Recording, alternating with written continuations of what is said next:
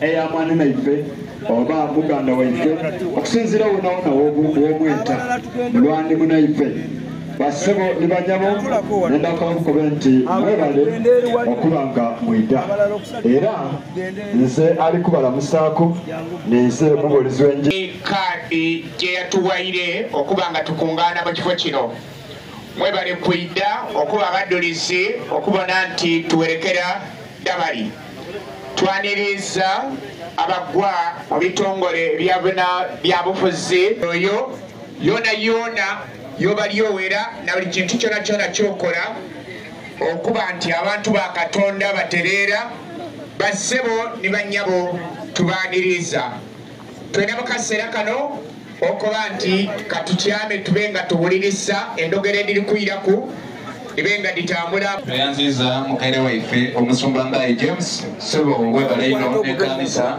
emwe gye mulikola enda kusoma okulawo kwa mukaire waife omwekitiibwa Madam Esther webale kwida director soka lugendo nenda okusima okulawo okwo omu ku bakolo mu disitulikiti y'Endinda mwami Kirume ali ate nga batukoze bulungi n'omukolo guno okuva e Kagoma ne ku Kitebe ate nteri kunyota mama omukulu president w'eiwanga lino yesebo bibona ng'otuse eri fixed ino begayirire banezira kiswaza nga kusitula muntu mukulu muntebe namukolo tyoteri mu kifo kikyamu begayirire ekifo kyotebe mu ekibanga kikyamu bajja kusitula tojja kuswala ti kirungi tubagandagale tusobola okuba comfortable kuba omukolo gwa mwinaife nenda okutwala okwebaza esebo Foot soldiers, mwena foot soldiers. Thank you. Salute you. Thank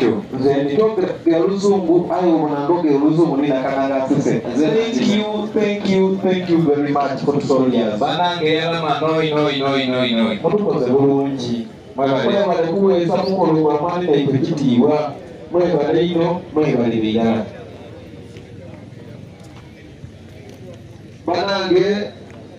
Banange program gye tuli kuyiraku ya chairman 3 ow'ekitundu kino esentebe ezifuri abakazira kune chairman 3 okuva Idinda oba ng'oli chairman LTZ mu nsonga eno gye tulimu obanga niye speaker oba ng'oli speaker osobola okuyita lino osobola okuyita wano baba nga bakeerowooza twita kulindo lw'ebiseera era bwe nga tulinda chairman LTZ abako omugenzi kuba libawo omugenzi ena yafa aye muganda we waba aliwo obaka oliwo omuko ayatugabira wabaka oliwo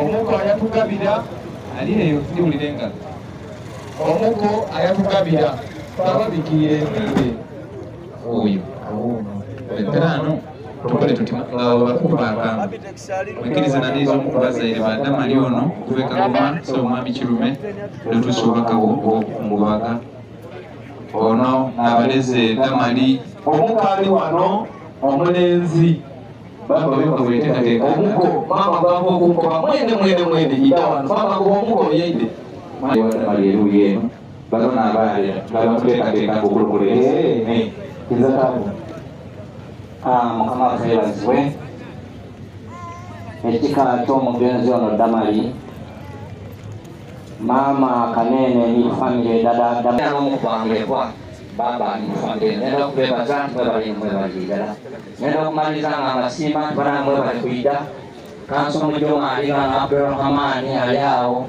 wa FDC ayenda kweto tunaye ku Kitebe ekyanuutu mwidinda mungane ndija wakwebaza bwebasi nenda okusooka okwebaza ekibiina kya National Film Platform olw'okuyikiriza okuwa Damali omukisa okukola n'ensonga ey'okubiri nenda okwebaza abantu mwena abandi Damali nenda okwebaza Maina Semunali Onamimiriya nenda okwebaza evening. I saw the message on Monday on our social media. Little did I know that I would be here present. Many of you have been here since Monday, yesterday, and since morning. When I got my instructions around 11 noon, because His Excellency loved so much, planned so much to be here. But you have seen since Gulu, Lira, Soroti, he was not able, unfortunately and painfully, not to be here physically, but he's following us and has also sent his message of sincere condolences to the entire Nook family and especially the Busoga region. Condolences. And the foot soldiers, I hear you are crying. As a person who lost also a child and a very close colleague last year, the deputy president, the one wasted, and my own son who was murdered in cold blood, I feel your pain. As a mother and a grandmother, I feel the pain. I see it in your eyes.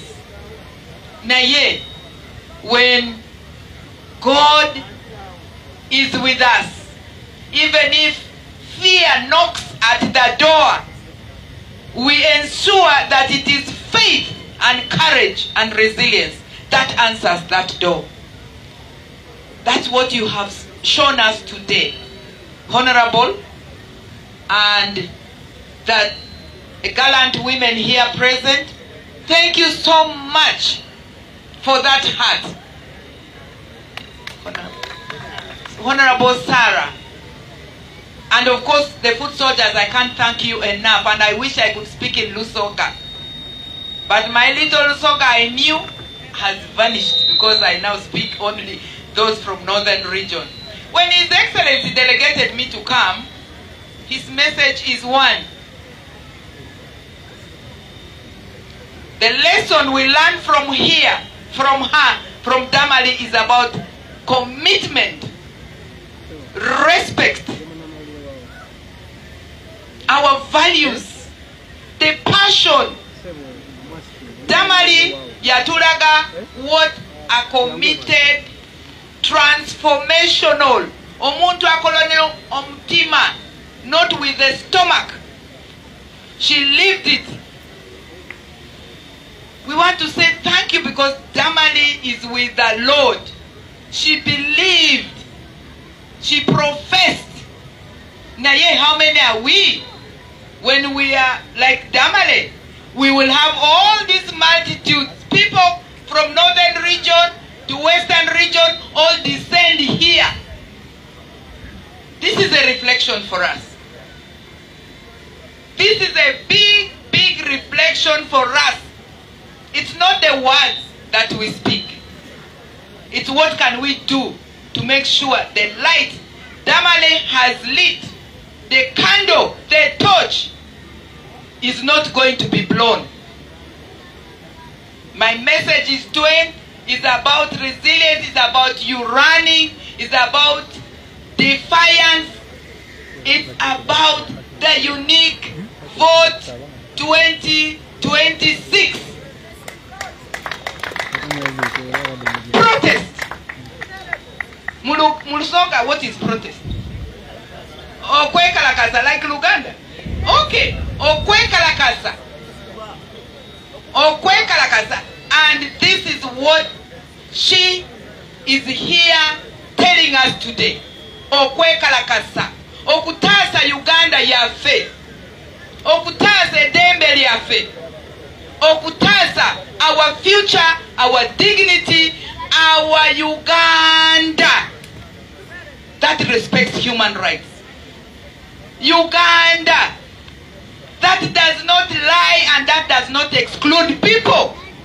You saw, I bring you greetings from Gulu. They've been saying only, we are where Chusa is only in Buganda and Busoga. Yes. Monday, when she was breathing her last, we were in Gulu. Ugandans, we unite together. Abasoga, Baganda, Damali, and the rest of us. Our people who have died before should not die in vain. Do not accept to be bought. Tokiriza. Kubanga, if you accept, you are betraying Damale. You are betraying Eddie Mutwe. You are betraying all those who have disappeared. You are betraying the next generation. Finally, I call on each one of us to put on a new armor. Protest vote. Offer yourselves for leadership. If not for the next generation, at least for Damale. At least for her children. Because it's a duty. Transformational. Don't accept to be bought. With your heart, kumutima, not from the stomach. Kubanga, whatever goes in the stomach goes to the toilet and it is rotten. But what goes to the heart lives forever, and that is the identity. We have our tools. Okusaba. If you cannot okusaba genda wali ku eklezia oba ku masikiti kaba. Cry. Mujulide. But my colleagues, the Catholics, Sapuli, Mother Mary, miracles are happening. The Bible, my bag is there. Those are tools for the Muslims, Tasbih and the Holy Quran. Prayers. Why do we have to pray? Because every day if you don't pray, fear is going to knock at your door. When you go to open with faith. And let faith come in. And that's what is going to guide us. By faith. When we were coming from Gulu, there were men, very big, men beyond my age, who were saying, you are wearing a beret and you're in a vehicle where we have the face of the president branded, and it is already night. Are you going to reach Kampala? Are you going to reach Bujiri? I told them, fear is the one speaking. Na ye vyange is faith. I'm reaching Kampala in one piece. I think when we reached Luero and we stopped a bit, everybody by the roadside was washing the car, giving the photo of the president, all kinds of fruits. Abantu bakoye. People are tired. People are tired. Tuyagale chusa chusa. And we all need it. Tuyagale chuka chuka fe. We have a duty. We have a duty. Do not accept to be bribed. I want to end by saying that we have full confidence in Busoga. We have full confidence in Busoga. You inspired us. You did it. And we can still with you together did it. Isn't it? Within unity. Today is not a day of too much in Luzungu and too much speaking. It's a day of spiritual reflection. When we die, when we go, shall we be able to join the angels, the choir of angels, like our beautiful Damale has done?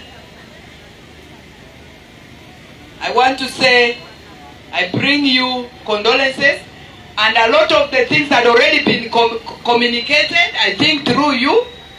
The Mabugo from was sent directly to the chairman, and I think the next thing I'll be doing will be laying the wreath. But I'm here in solidarity as somebody who is very committed, as somebody Busoga actually made, because my first posting as a judicial officer was in Igang. I worked in Igang, I worked in Mayuga. So I am home. Ndiwaka, Wanwe Wange, and finally, Damale has left children. We will coordinate through the right offices. The commitments and communications were already done. So I want to thank you for your resilience since morning, since Monday. I want to thank you that we have turned up in very big numbers. I want to thank you that today is not a last day to be here. It's a new beginning for us to come and reflect, and next time come to praise the Lord, because we would have prayed with faith and been in the new Uganda. Mwebaleno. Katweto mukulu wechika aide The voice note. The president. Yeah, send me. mukulu wechika waida mukulu wechika. Okay.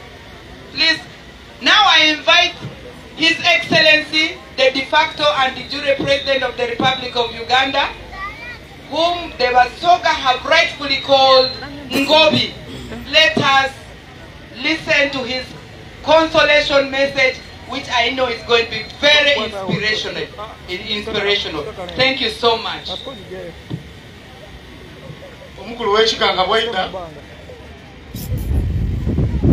Yes, Your Excellency.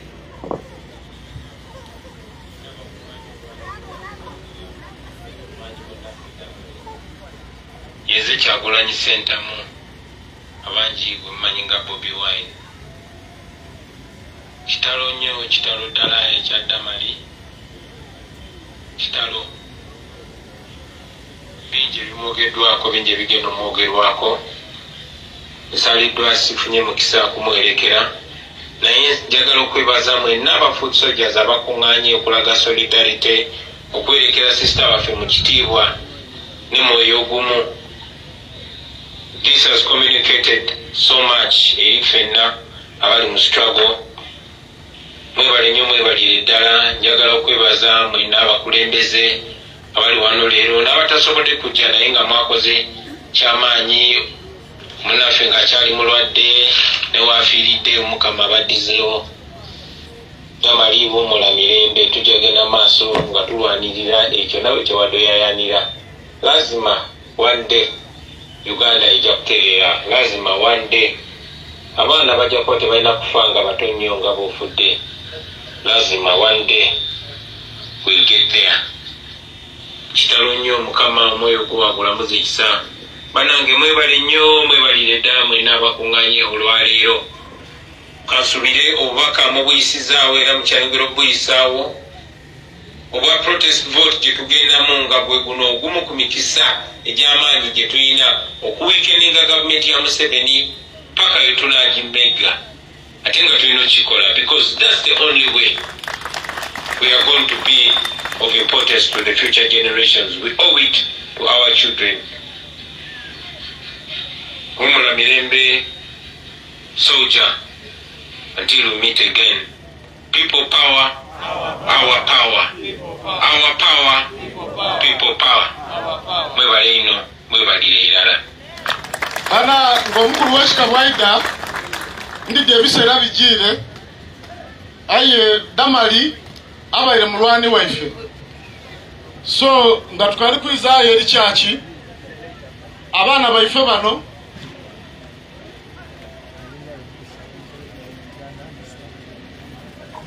banange omukulu w'ekika ida wano nga bebimuliwe Musembera Sauda Madada omukyalo ono agalamirire yalama nti balina okumwambaza enkofiira. So mbegayirire Sauda Madada Sembera wano n'omukulu w'ekika Sembera wano. Sauda Madada nali kujja okwambaza mwani naife enkofiira okugimutaaku ngali mu maiso wangulu ku sanduuku. Omukulu w'ekika tuli kwogera bino nga tuli kusaba oyanguwo kyaki eri kwenda gama muzindaalo nga n'omusikayo mumusembeza aliwa. Thank you. Basebo ne bannyabo abakungubazi baife abavuire enda n'enda, mwikirize ntwala omukisa guno okubaaniriza n'okubasangaaza nti mwebale okwerekereza emirimu egy'enjawulo gye mugemaku n'engalo. Mwasobola okuyita okutuwerekereraku muwala asoboire okutuvaaku oba yasobola otuvaaku okuyita ku mbaga eyo olunaku olwaleero esembayo. Mwebale ino mwebalire irala era Mukama abaweeremu ekyo kye musinga okwenda. bassebo ne bannyabo wansi ow'ekika ekyabadde ekyo nga nkulambibwaku bakama bange oba bakulu bange ninza asoboire okuba okumpi mwikirize some eripooti ey'omugenzi oba eya muwala waffe esembayo olwaleero. Muwala waffe abaire ayatebwa Nambuya Damali Musana nadde ekyo era nga musaamya. Ono Damali yazaalibwa nga 12 omwezi ogw'omwenda 1995 era nga azaalibwa ni baba we Musana Samuel. Yazaalibwa ni maama we Namutebi Yudaya era maama we saawa dino yeena mugenzi. Era yazaalibwa wene wano wetuli ebugondandala newaabwe era gye yazaalibwa. Damali ono yasoma kwe era yasoma ino era mu kusoma kwe alina kye yafunamu nti bw'osoma ofuna emikwano. N'ensonga lwaki muli kubona ebifaananyi eby'endawulo mu feesi daffe mu mbeera dayiffe olw'embeera gye yabitamu mu kusoma kwe. Kuba yagema ino emikwano yategeera nti emikwano era owaya. Eyo bwe yali amaliriza ekyo yasobola okubaawo ng'akula mu mbeera eyeyagaza kuba twamukuza n'empisa nga we muwulire nga bakoba nti mwana abaire mugonvu nga awaya n'abantu evamu ife abazaire gye twamuyisaamu okuba nga awaya n'abantu. Damali abaire muzaire era ndakusaba mutabani waife Emma oitasituka n'abaana baife baide wetuli wano oba baidukulu baife baide bemerere wetuli wano. Kuba abandi balibuuza nti ate abaana baliwa bali kwogera ku baana aye abaana batyaime. So kusaba Emma osembekeze wano baidukulu bange. Damali abaire alina abaana 3 oba atulekeire baidukulu baife 3 abalenzi 2 n'omuwala mulala. Baidukulu baife oba abaana ba Damali ni bano. So Damali abaire yekozesa self employment era mu kwekozesa okwo mwafunye emikwano ediri wano n'edindi edikaida n'editasobola kubaawo. Damali yalwala era yafuna obulwaire obumuviirira ensonga y'olunaku olwaleero okuva mu nsi muno. Damali ono abaire mulamu era muwulira abakozi banaife nga bakoba nti embeera gye yabitamu ng'ali kulwanirira eidembe lyayenda okuba ne lyamutuusa ku kulwala. So Damali obulwaire bwamutandika omwezi ogwokuna nga twakava mu Easter Monday bamutwala mu idwaliro eidinda main hospital bamupima bamukoba nti amawuwe galimu obuzibu.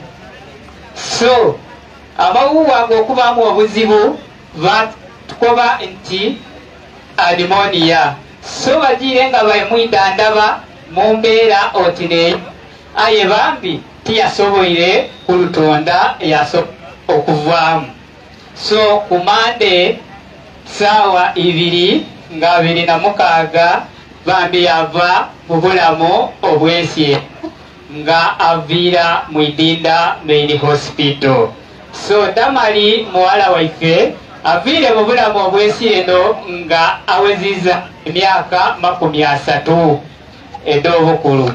So wansi ow'ekika twali omukisa okwebaza buli omu mu kitiibwa kye n'abasawo oba oli abatasoboire kuba niife nti beebale omulimu gwe baakola tuyitangabiza ku waife n'imikwano gyaife abasoboire okuwangaala naye bambi mwebale ekifaananyi ekyo okutubeerererawo we twali nga tuzira mwazaana epaati eyo okutuyitangabikiza omwana ono. So mwebale ino mwebalire irala n'ekifaananyi kyemutulaze Mukama abaweeremu angozi.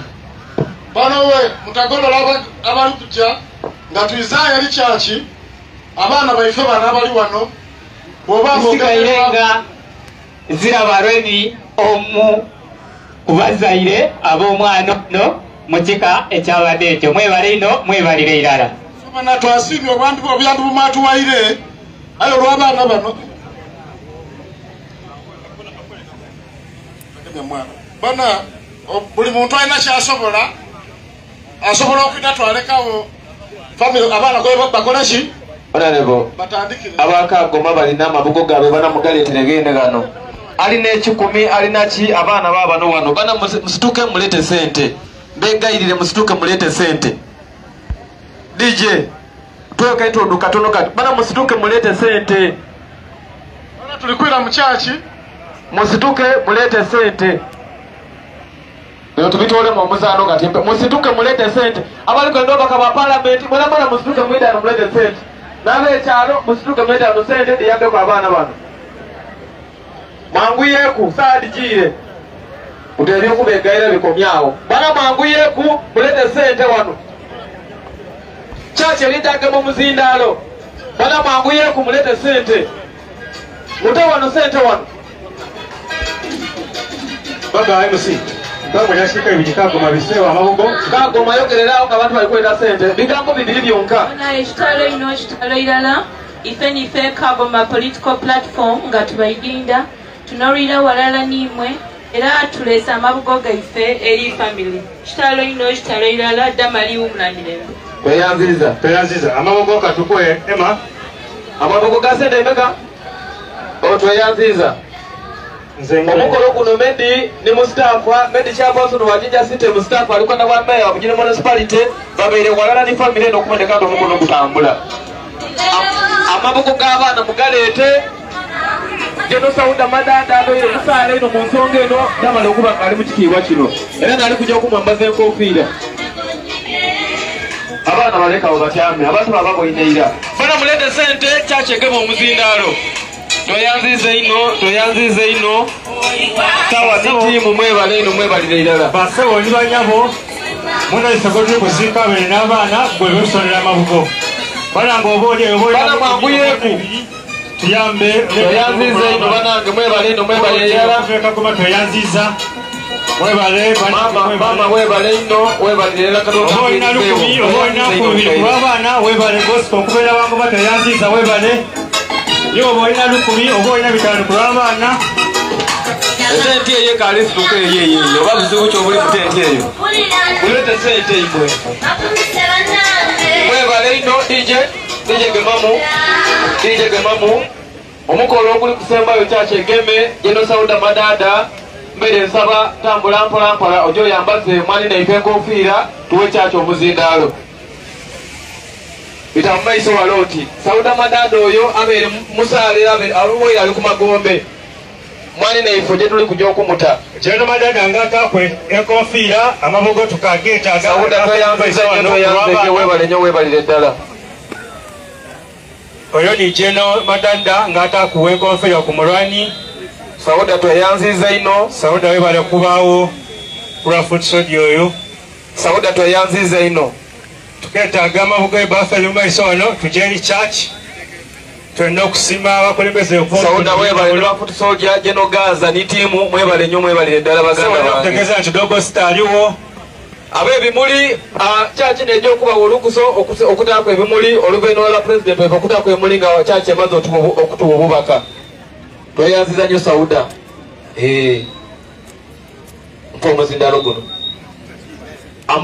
amabugo gano muganda waffe amabugo gagano tweyanziza nnyo twayanzeege banange mwebale eno mwebalire irala sebo mwebale tugumiikiriza mwebalire irala kutugumiikiriza Madam President, thank you so much for your message. Thank you so much mama abakulembeze mwena mwebale ino tugumiikirize nga batugumiikiriza nga kyaki bwe tugumiikiriza bona babekoziza ino mwebale ino mwebalire irala basebo ni banyabo nenda kubeisa